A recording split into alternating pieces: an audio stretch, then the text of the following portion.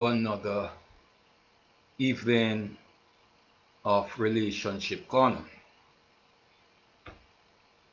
After a weekend of much rain, we are now experiencing some sunshine. And I pray that there's sunshine in your heart, and there's sunshine in your life, and there's sunshine in your home. We want to thank God for this another evening that we can meet together to have a discussion about relationship. A subject that you and I know that we learn much about as we go along, as we interact with people. A subject in which many great men have failed. Scientists, educators fail. So it's a very tricky subject as we deal with relationship and how we live it practically, not just theoretically, but practically. But before we launch into our talk this evening, let's pray. Father, we thank you for this another evening. We thank you for spirit life. We thank you for health. We thank you for strength. We pray that whatsoever shall be shared will be fruitful and beneficial to us all, both near and far. In Jesus' name, amen. We have been talking about your Bill of Rights in relationship, and we are discussing at length the second right, that you have a right to a partner who will be willing to work out your disagreement. We have said much in that regard. We are now dealing with the very important aspect of forgiveness, and we have looked on several things. Tonight I want to commence by talking about the cost of a happy home. There's a price to be paid for your home to be happy. Because when you see a happy couple, don't envy them or assume they are lucky to find each other. No. There's no happy home anywhere. If you see any, be sure they were made. Can I say it again? There's no happy home anywhere. If you see any, be sure they were made. Lot of work put into it for it to become happy. And I want to emphasize a few things that many of you would have experienced, many of you would have seen or heard. That being a good person or being religious doesn't make a happy home.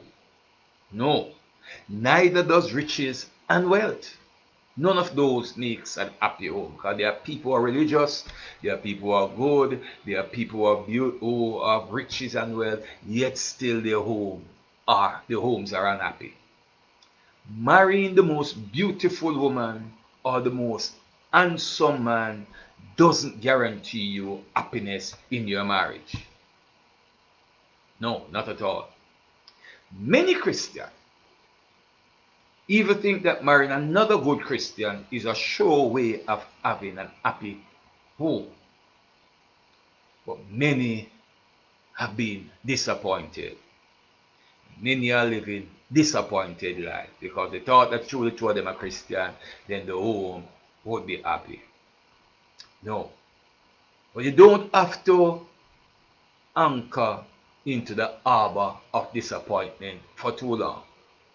Because as I said earlier, that this program is to give you principles so that you can apply them to your life in whatsoever way, so that you can enhance and make your relationship better. So the question is, what makes up a happy home? What makes up a happy home? You see, an happy home is a function of mutual, and notice I use the word mutual fulfillment, derived from mutual selfless commitment to the marital union. And that they are repeated. A happy home is a function of mutual that include both parties. Derived from mutual selfless commitment to the marital union. That means you give, you take, you both of you giving and taking. Having a happy home can only be achieved by deliberate effort and determination of both parties. It don't happen just so, it don't happen overnight. There must be deliberate effort and determination by both parties. And that deliberate effort and determination must be a continuous one. Because you can't relax. Lest what you have started, what you have built will eventually crumble. You have to keep working on it and keep laying blocks on it, keep building and keep shoring it up so that it can be maintained. No matter how much a partner desire for a happy home, you see, if one person wants the happy home, it can't happen. No matter how a partner desire a happy home, it can only happen if the other partner wants and agree to build a happy home. So it's both parties. You are a partner. The word partner, you're working together. Bless you, Janelle, and welcome. So to achieve a happy home, therefore, both parties must first die at the cross of marriage. To achieve a happy home, both parties must first die at the cross of marriage. They must first offer themselves as a living sacrifice on the altar of their marriage. It's no more me, it's us. They must deny themselves and be willing to accept their cross. They must deny themselves and be willing to accept their cross. Because there will be cross to carry in the relationship. In a happy home, ego and self are buried in the grave of marital bliss. Ego and self are buried in the grave of marital bliss. Partners in a happy home don't think too much about themselves, but the happiness of their spouse. How do I make my spouse happy? How do I make my home a place to be enjoyed? A place where my spouse wants to come home to. How do I work on that? Not a place that he or she wants to run away from. The journey to a happy home can be initiated by whether the man or the woman. Not the man or the woman. It can be initiated by either of the two. This journey starts with contentment and diligence. Contentment and diligence. When you become discontented and you're never satisfied and you complain and you murmur about everything, then the home won't be happy, and you have to be diligent. You keep working until you keep trying your best to improve the atmosphere and the environment in your home. So I said this journey starts with contentment and diligence. Then it continue in daily forgiveness and mutual tolerance. Mutual, it has to be mutual. Mutual tolerance, daily forgiveness and mutual tolerance. And you see, it's one thing to say that you forgive. And we're going to get into that as we go down further as I continue. But your actions, your words, and your attitude display that your mouth say one thing, but you are in your heart, you don't really forgive. Don't really forgive. No couple is happy when they continue to look at each other weakness or offenses. Some people don't only look at it, they highlight it, they embolden it, and they constantly remind you of your weakness or your offenses or your shortcoming. If you continue to do that, your home will never be happy. You see, you can only be happy if you choose to accept each other's shortcomings and offenses and take their pain and hurt to the cross of Jesus instead of romancing with them, living with them, hugging them up. You take them and say, God, this is my partner shortcoming. This is my partner offense. Lord, show me how to deal with it. Direct me, Lord, how to deal with it.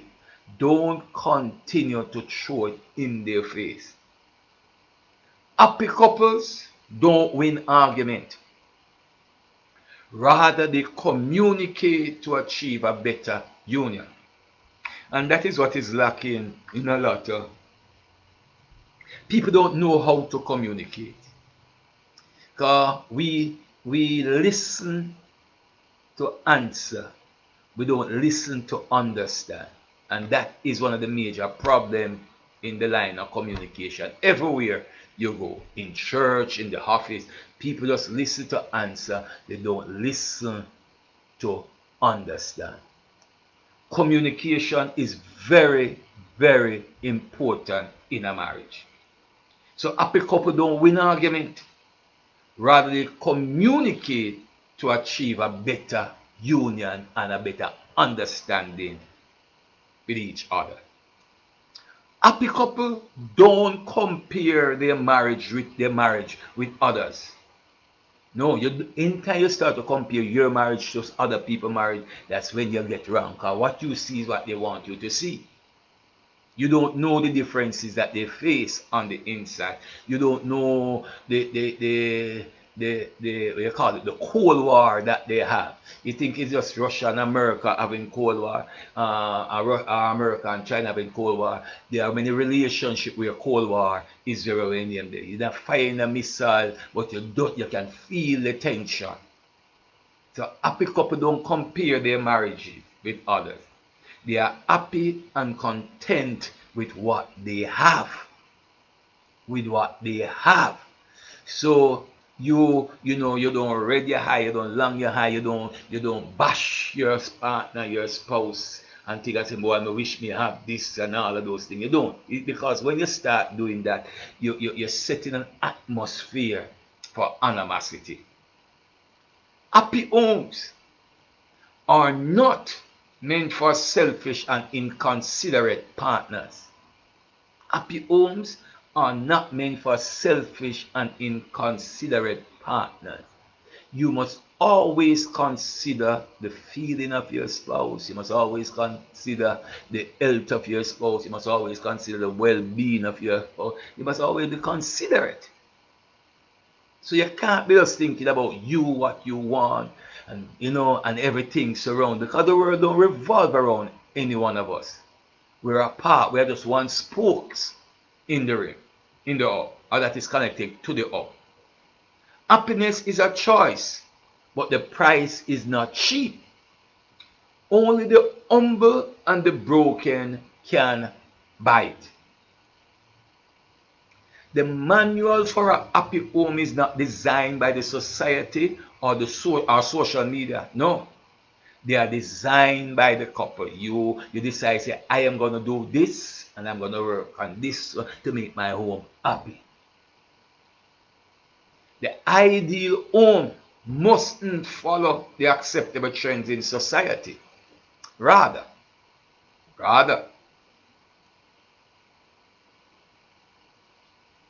they must be working and practicing on what makes their home happy. So the ideal home must follow the acceptable trends in the society, rather working and practicing what makes each party happy. And what makes each is not me being happy and you being sad. It's what makes each of us happy. You can initiate the journey to a happy home even right now, today, this evening, no matter how far you have traveled in the path of bitterness and unforgiveness. An unhappy home, catch this. If you don't catch anything I said this evening, Catch this. And an happy home is the junior sibling to hellfire. And an happy home is the junior sibling to hellfire. A happy home is a reflection of heavenly bliss. The choice is yours. You decide if you want your home to be the junior sibling to hellfire or you want your home to be a reflection of heavenly bliss. The choice is yours this evening. This will now have me segue into, you know, as we live together, we will offend each other. Offense will come.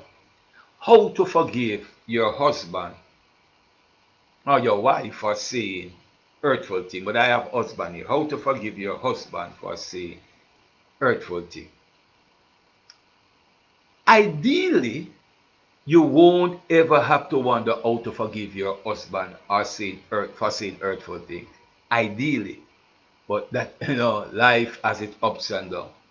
Nevertheless, such a fairy tale really, if ever, happened in real life. In reality, no husband is such a prince, and no wife is such an angel that he or she never say hurtful things. That doesn't mean that he or she is a bad person. It only means that he or she is human. Some of you might be rejoicing to hear that, but hold on, don't jump up too fast yet. We all say some unkind things either in the heat of a moment or unintentionally. If you're wondering how to forgive your spouse for continuing such marital transgression, I want to give you 4 things to consider and understand first. And I want to present to you what's okay and what is not in marriage. What's okay and what is not in marriage. As I've already mentioned, people will say hurtful things. This has been happening since the beginning of time and will continue to the end. But I want to demonstrate as I go along how this happens. Moreover, what can you do when your spouse say hurtful thing, or when your spouse, what it means? What can you do when your spouse say hurtful things, or when he or she is mean? Oh God, what can you do when your spouse say hurtful things or is mean? Understanding how to get over hurtful words in a relationship can help you move on and not resent your partner. Bless you, Sharon. Understanding how to get over hurtful words in a relationship can help you move on and not resent your partner. For now, it is very important to understand that you should not consider every exchange in which you felt uncomfortable a hurtful exchange. No, not every exchange that you feel uncomfortable is a hurtful exchange. You can disagree, and it's not an hurtful exchange. You do have the right to your own experience of whatsoever was said. But please consider, important that you catch this, but please consider the nuance of communication. In other words, what am I saying? You and your husband are merely two humans, very much, or you and your wife, very much inclined and capable of saying hurtful things in a relationship. As such, it is inevitable to hit a bump here and there and to say something upsetting from time to time. That said, This I want you to tune in and don't miss this. There's a difference between verbal aggression and a slip up. There's a difference between verbal aggression and a slip up. A difference between verbal assault and a slip up. A difference between caustic and aggressive verbal. Verbal, you don't have to be toxic in your words. There's a difference between that and a slip up. The intention, what was being said, and the frequency of such remarks are some of the aspects of the said differences. How often do you said something? How often do you hint you're no good? How often you hint you're the worst thing that ever happened to me? How often do you think I wish I've never met you? How often? Because if you keep saying that, your home will never be happy. That is not a slip up. That is intentional. That means, you're harboring it, you live in it.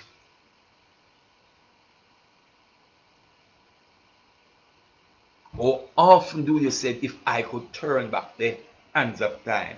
How often? So, the,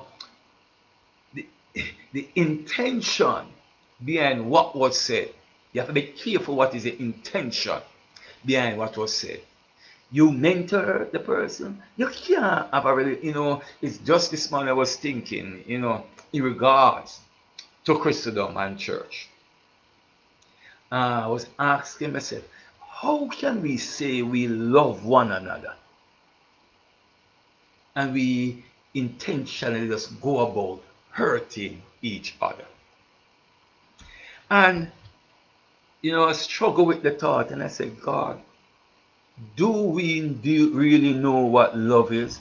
God bless you, Sister Pattison. Do we really know what love is? Because it takes nothing for us to hurt each other. You're having a simple conversation and people just say hurtful things and I say, wow, what a world are we living in?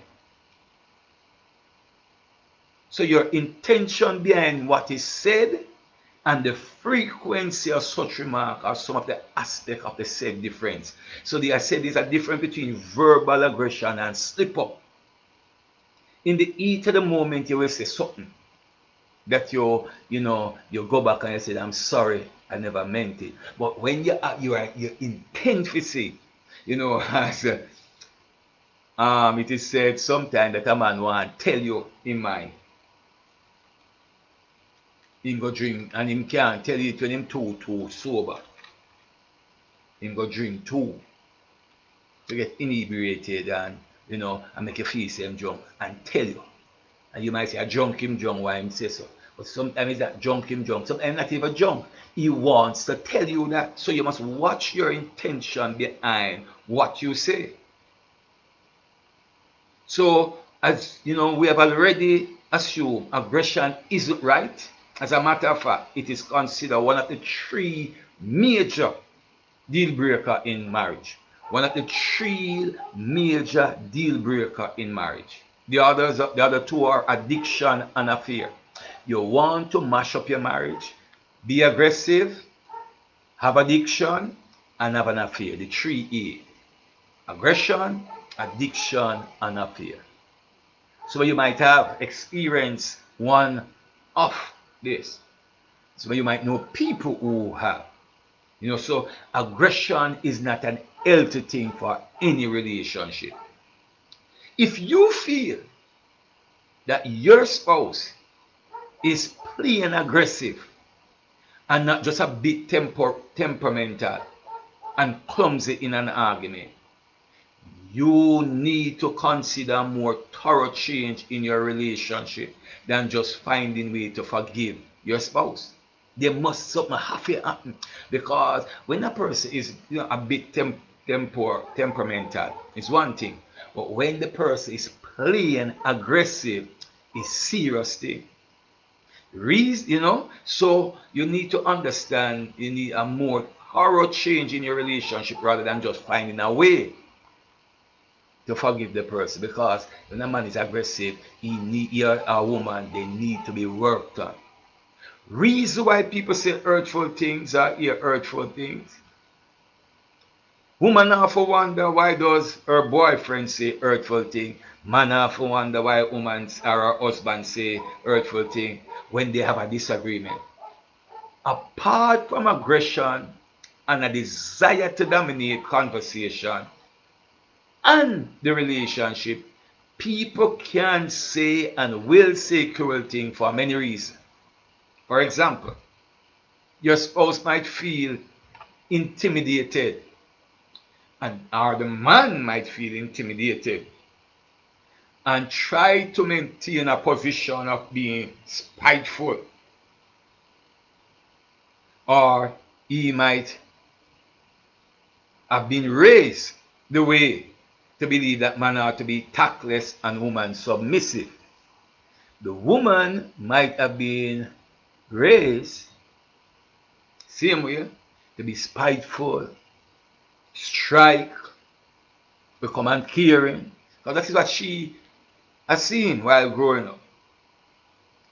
However, research has shown it is not entirely objective phenomenon. In other words, cruelty might also be, at least in part, in the ears of the beholder. Cruelty might also be, at least in part, in the ear of the beholder.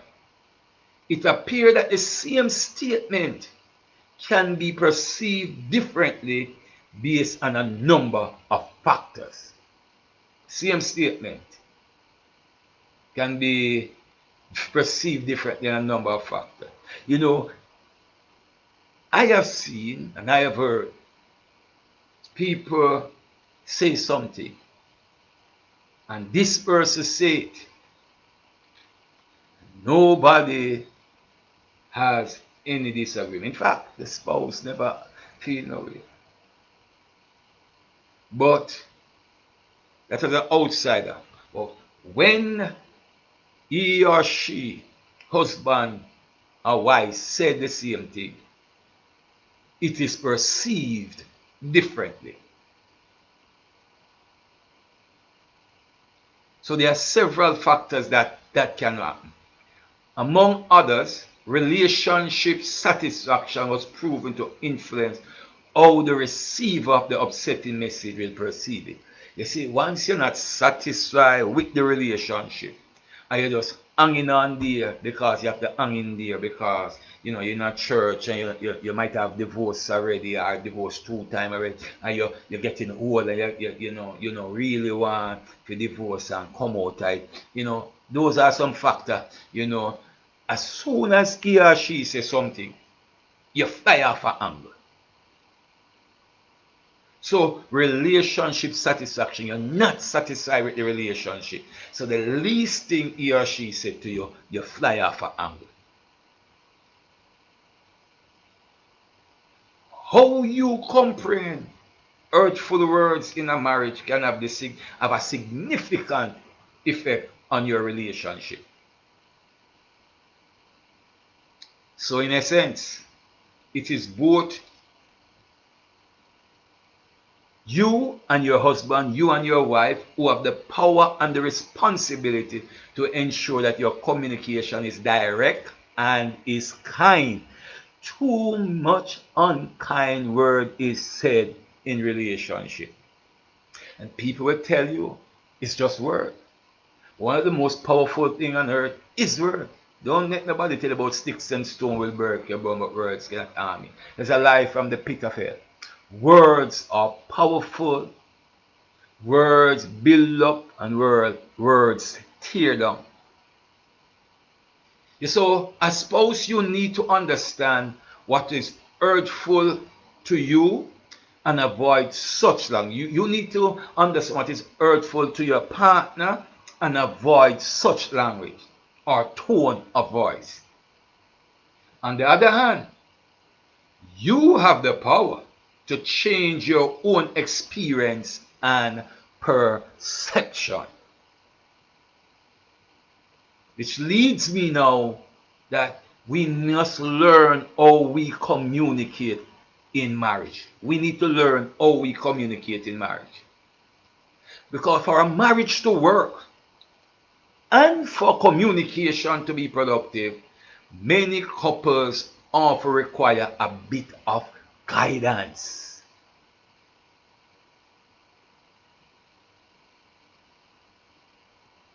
It is not that you need an expert to teach you how to talk to each other, but the majority of people have a few destructive habits in communication.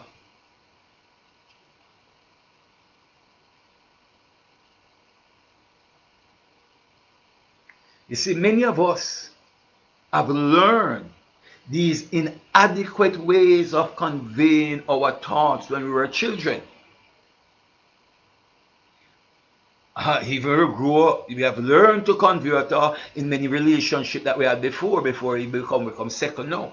So we have learned these inadequate way of conveying our thought when we were children or in former relationship, and we think it must continue the same way now. Well, we need a bit of help to learn new and healthy communication skills. We need a bit of help. Need a bit of help to learn new and healthy communication skills. Therefore, you need to reach out to a therapist, buy a book or two, or go look on the internet how you must communicate. But do make sure that you both undergo cleanup of your communication style. Many of us need cleanup of our communication style. Cleanup of our, we should learn to be assertive at all time, to be and avoid being unfair and hurtful to each other.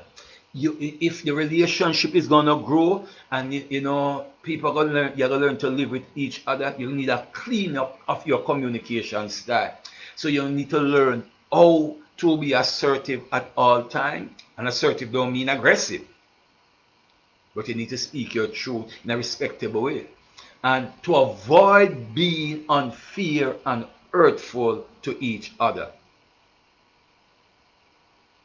You need also to learn this, to avoid passive or aggressive style in communication. Always strive for healthy and assertive communication. Avoid passive. Sometimes we shut down and name them, and sometimes people are aggressive. So we need to have a balance. We must avoid passive or aggressive style in communication, and always strive for assertive communication. Yes, you're wondering how you might forgive your spouse, but it's also entirely that your spouse might feel the same way. You are a team in this.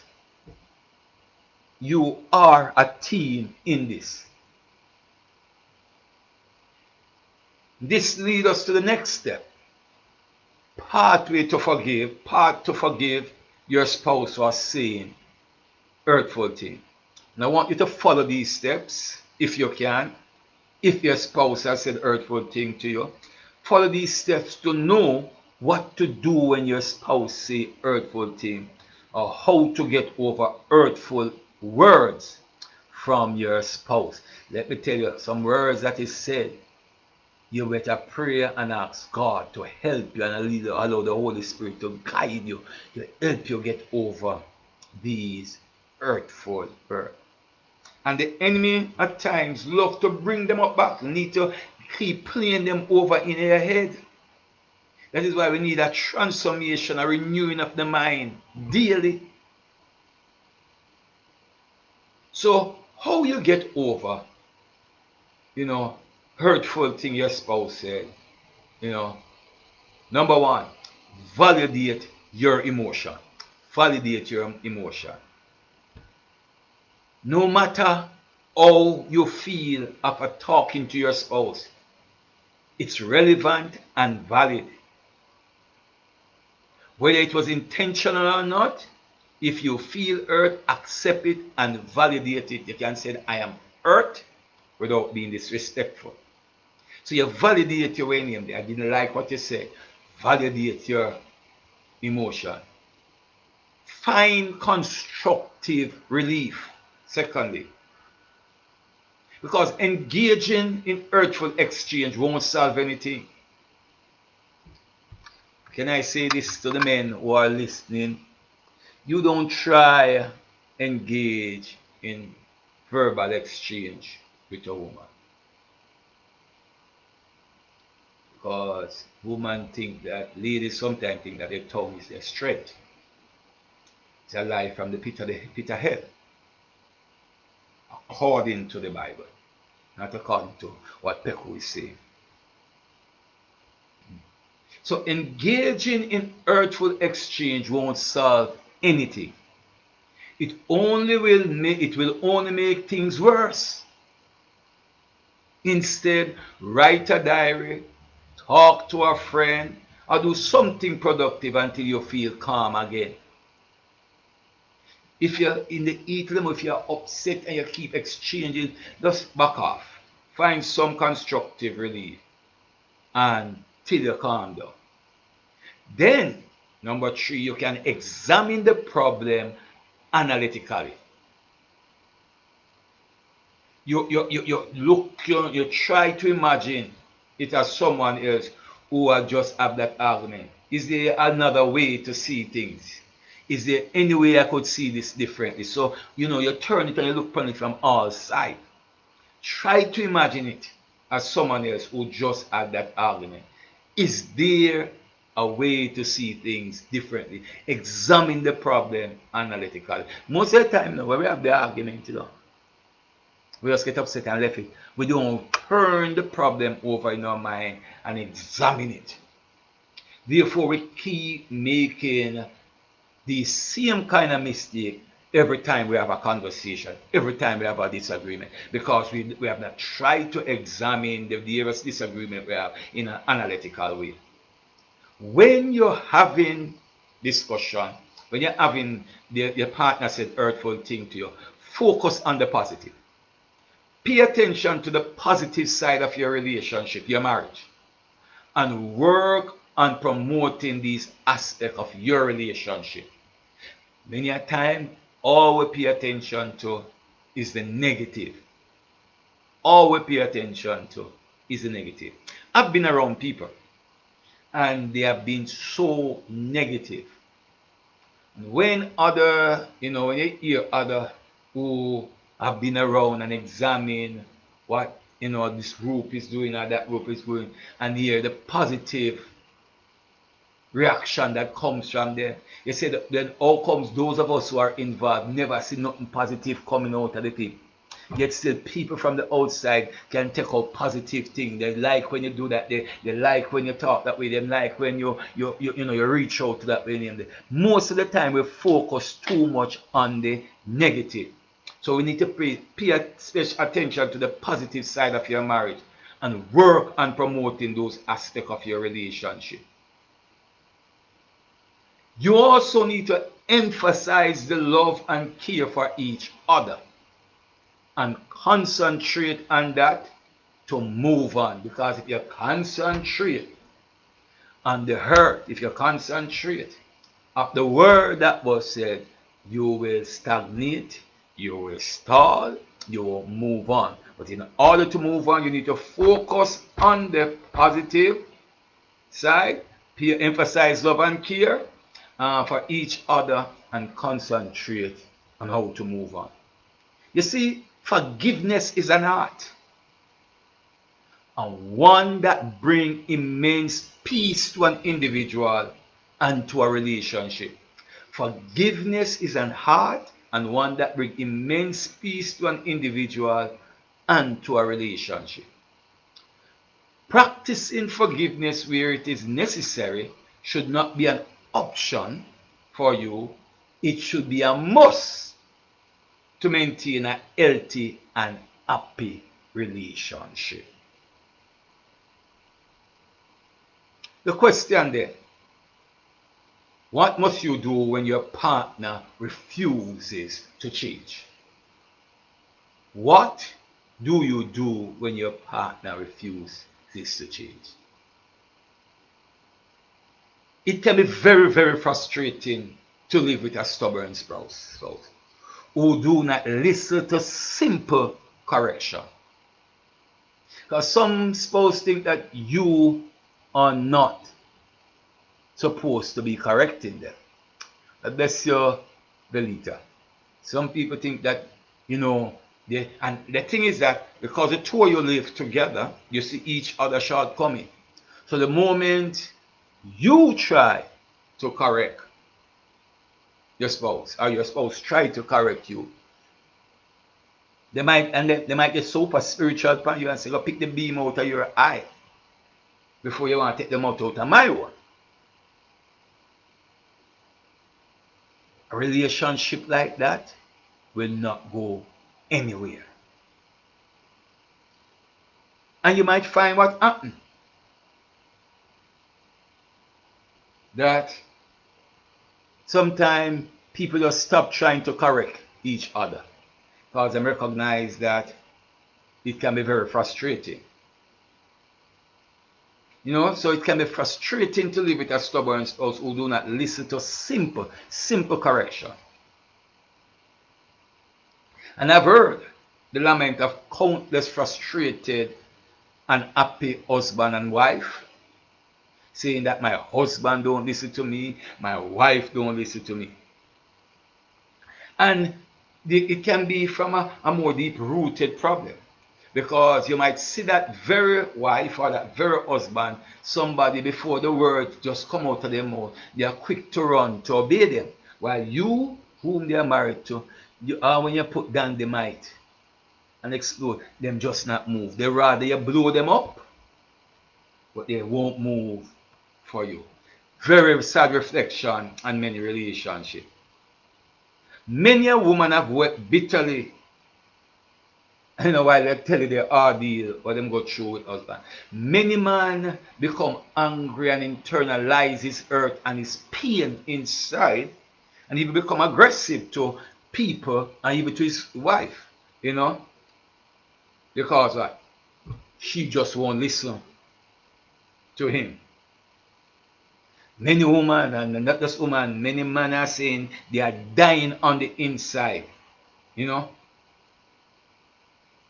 dying on the inside.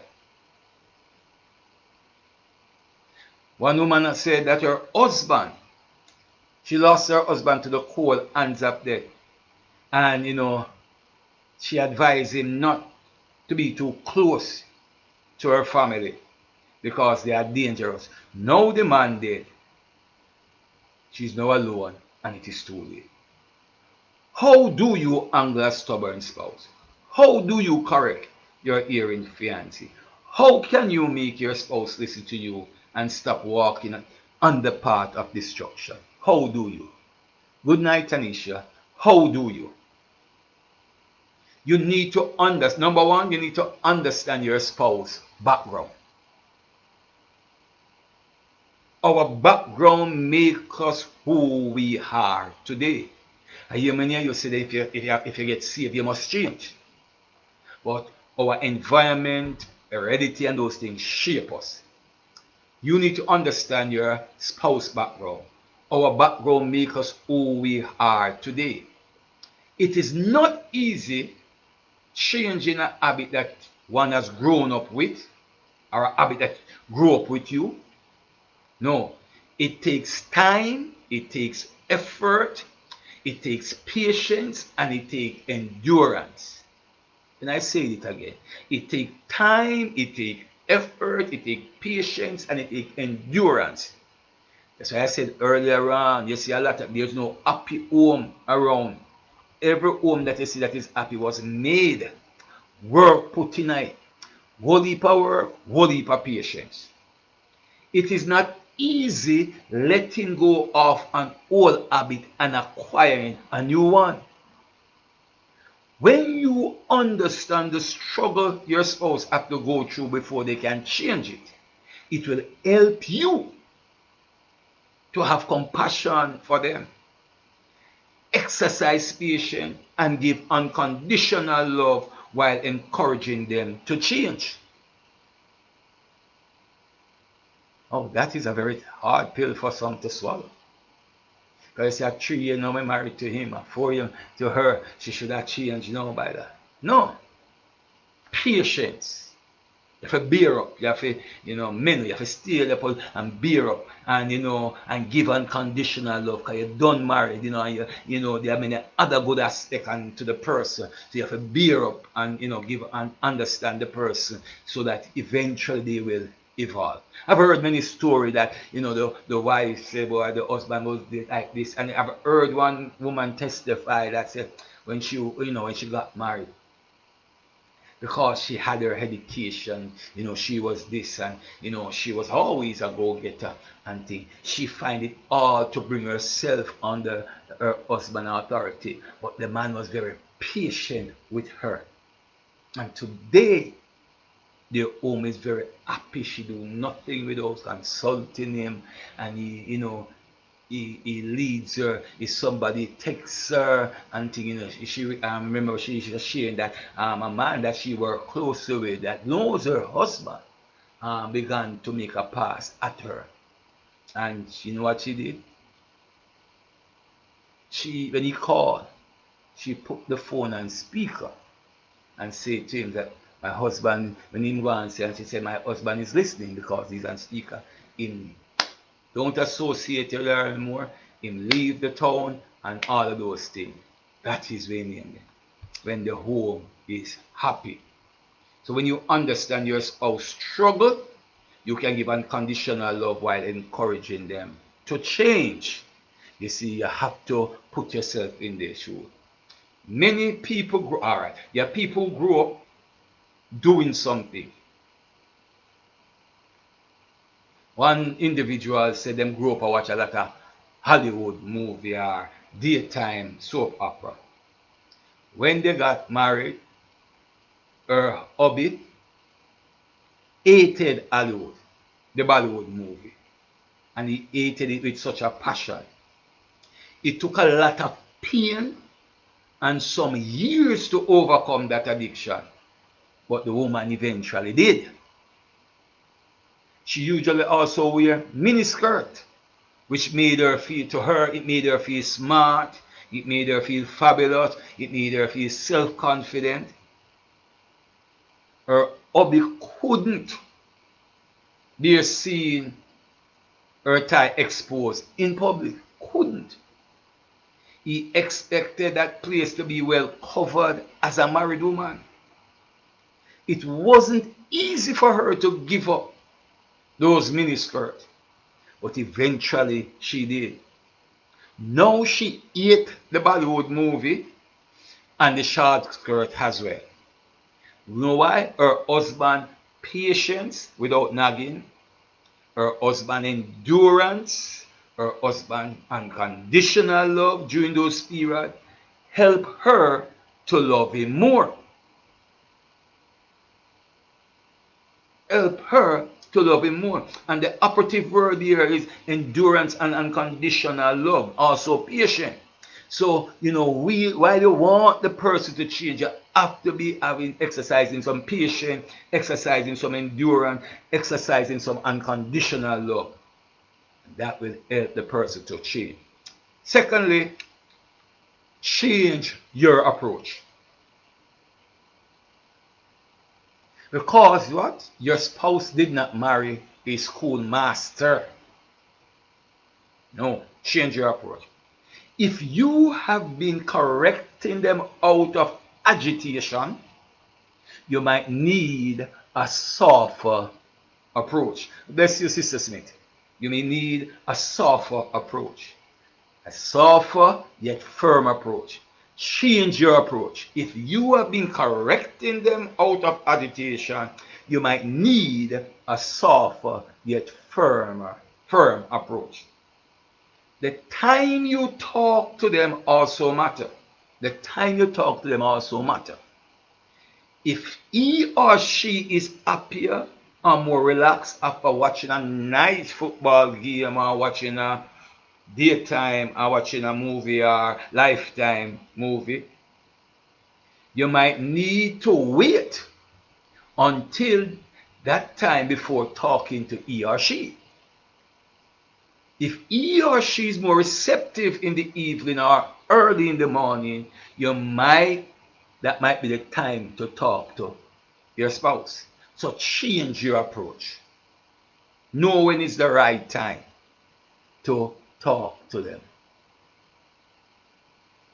Thirdly, you need to praise and correct. Praise, correct, praise. Praise, correct, praise. Praise, correct, praise. Don't attack your spouse. Never, never. Don't stop. What is wrong with you? Why are you so stubborn? Why are you so pig-headed and bull-headed? You never listen to me. Don't start with that. Or that is how you have always been. That is how you always do it. Those are attack phrases.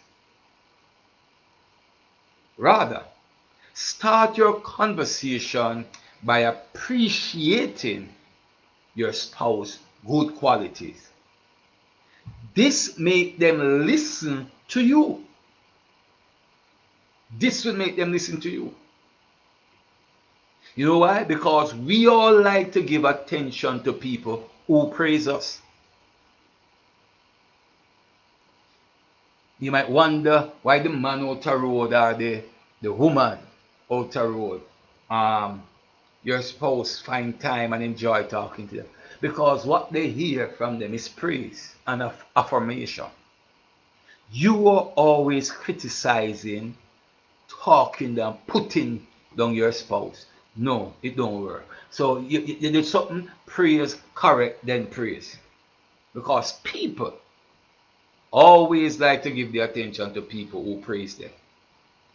You see, we all like to give our attention to people who praise us. Then lovingly correct your spouse and afterward thank them for listening to you. Proverbs 15 verse 1 says, a soft answer turneth away wrath. Your approach determines their response. Number 4. God bless you, sir. Number 4. Respect your husband. Respect your husband. If you are rude to him, speak to him harshly, and always treat him like an errand boy or like a child, he won't listen to you whenever you correct him. Because man strive on being respected. I'm coming to the woman aspect, so don't even in your heart consider say you want both the woman too. You're coming to that. I'm gonna balance it. Respect your husband. This is a biblical principle. You know, the Bible said, woman, you must respect, honor your husband, respect him. And so if you are rude to him, speak to him harshly, and always treat him like an errand boy, he won't listen to you whenever you correct him. I'm not saying this to condemn anybody. I'm not saying this for us to learn from it. At the moment, sometimes you start point out something, some people think that you are attacking them. I'm not attacking anybody. I'm just telling you the reality. Number 5, you need to show your wife affection. Show your wife affection.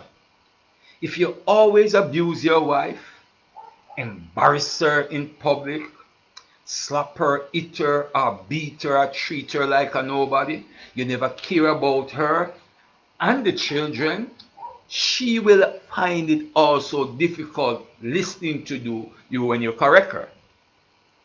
She will also find it difficult listening to you when you correct her. Husbands are commanded to love their wives. That's a biblical principle. Like Christ loved the church unconditionally. Many of you will say, I will not respect him until he loves me. That's not what the Bible says.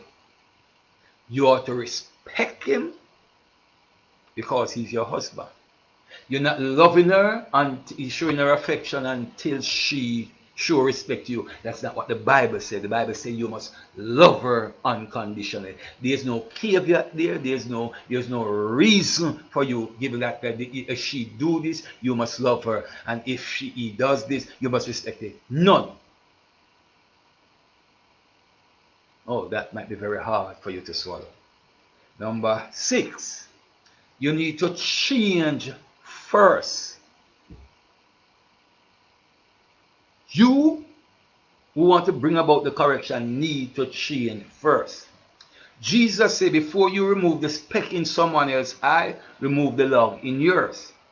You have no right whatsoever to expect your spouse to change if you are stubborn, proud, and arrogant and will not take simple correction. So don't expect your partner to change if you don't start changing first.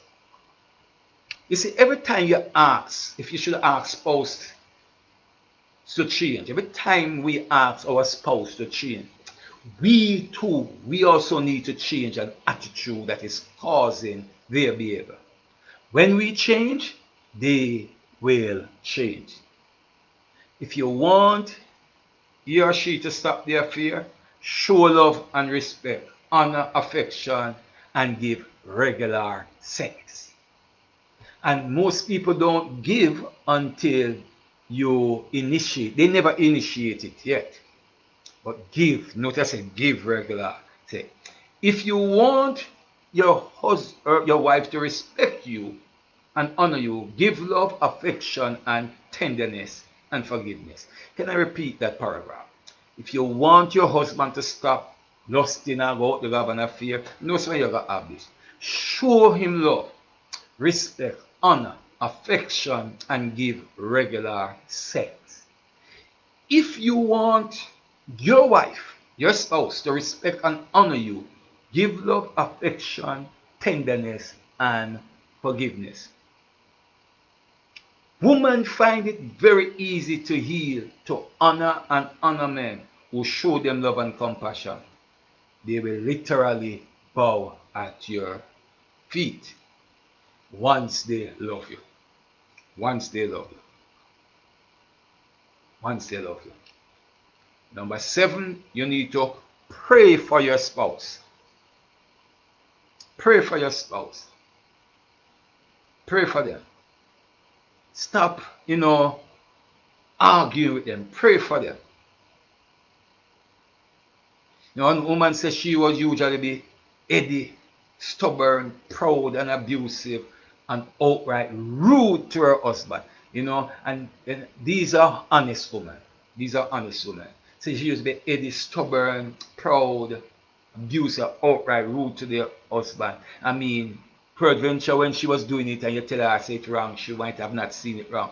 But her husband constant prayer for her broke her stony heart.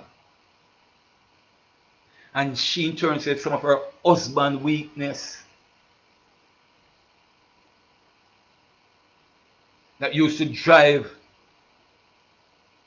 her crazy and nowhere to be found today because prayer drove them out of their life. God bless you, the Douglas. Welcome. Drive that out of them life. You see, God lament in Isaiah 43 verse 22. But thou hast not called upon me, O Jacob. Thou hast been weary of me, O Israel. God wants us to call on him when we are at our wits' end. He wants to help us when we have done all our possible and best and nothing changed. So therefore, will you stop nagging and start praying for your spouse today? Listen to what 2 Chronicles 7 verse 14 says. If my people who are called by my name will humble themselves and seek my face, then will I hear from heaven, heal their land. God is asking us to confess our sin one to another and pray one for another. Prayer surely works. It brings God into the situation. And when you bring God into the situation, it also helps you arrest your spouse's attention.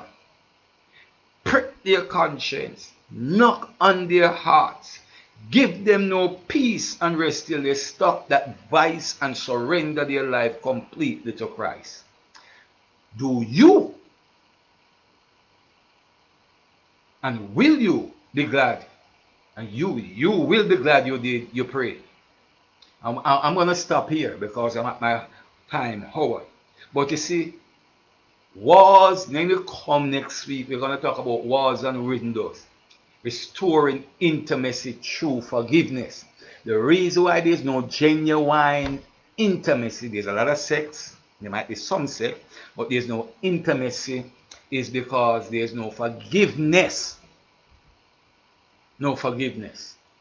You know, as I was reflecting and reading today and thinking about God and the word alpene, we talk about, alpine mean forehead to forehead, nose to nose, mouth to mouth, chest to chest.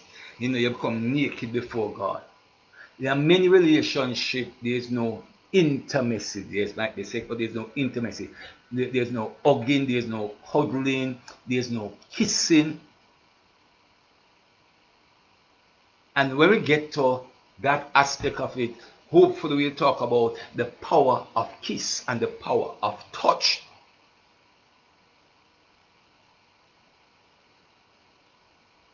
So you can send your question, and those of you who join late, you can view it on YouTube. It will be on the Facebook page.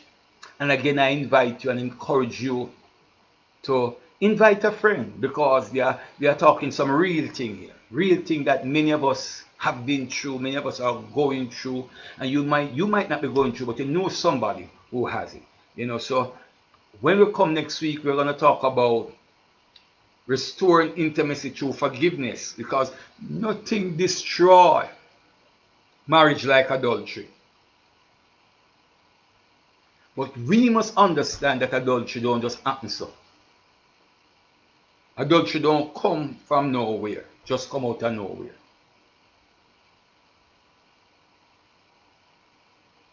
Don't come out of nowhere. And if you could join us tomorrow, you just put in Frankfield Church on the Facebook. In our Bible study, we'll be talking about, when sin is conceived, when lust is conceived, it brings forth sin, and then sin don't bring forth death. We'll be dealing with that aspect as we continue our study in the book of James. So every Wednesday evening we have our Bible study there, and it will be very powerful because we'll get in some very deep things tomorrow. So you will understand that adultery don't come out of nowhere. There usually is some kind of groundwork that has been laid in advance. So tell your neighbor, tell your friend, say, we are going to talk about that next week. That adultery don't just happen so. Some groundwork has been laid for it to happen. All right? Thank you all. You can send your questions. You can send your question, post me, and send them in the messenger, send me them on the page, and so forth. Where, and I seek to answer them. Continue to view the page. Continue to send your friend. Check out my YouTube page also. All the other relationship corner are posted there. If you have missed none, you can also go back. Thank you for joining us. Thank you for sharing, using your time with us tonight. And may God bless you. Have a good night and shalom. Amen.